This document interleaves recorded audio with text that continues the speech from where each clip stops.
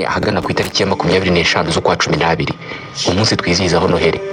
Iyo babaze igihe umumarayika yabwiraga Zakariya ko umugore we Elizabeth akaba na mubyara wa Mariya azabyara umwana w'umuhungu, n'igihe ibi byabereye ndetse n'igihe marayika yabwiriye Bikira Mariya ko atwite, bavuga ko bigwa ku itariki ya 25 z'ukwa 12 nk'igihe Yezu yasamiwe.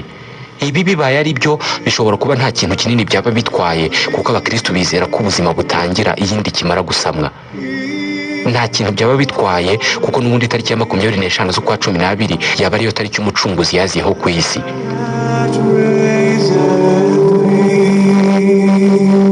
Hatarebwa hariho hose kwizihiza Noheli byaturutse, hatarebwe ku kuba Yezu yaba yaravutse ku itariki ya 25 z'ukwa 12 cyangwa yaravutse ku yindi tariki iyo ari yo yose, uyu munsi abakristo bagera kuri miliyaridi 2 n'isi yose bizihije Noheli nk'umunsi Yezu Kristo yavukiyeho.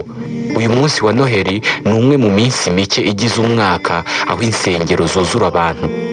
Ni umwe mu minsi kandi abakristo bifuza gukoreraho ibirori byose bifite aho bihuriye n'iyobokamana, nko kubatizwa cyangwa se gushyingirwa.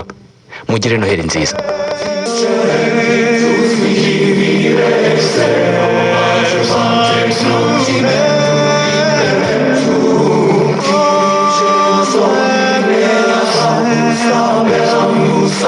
Sim.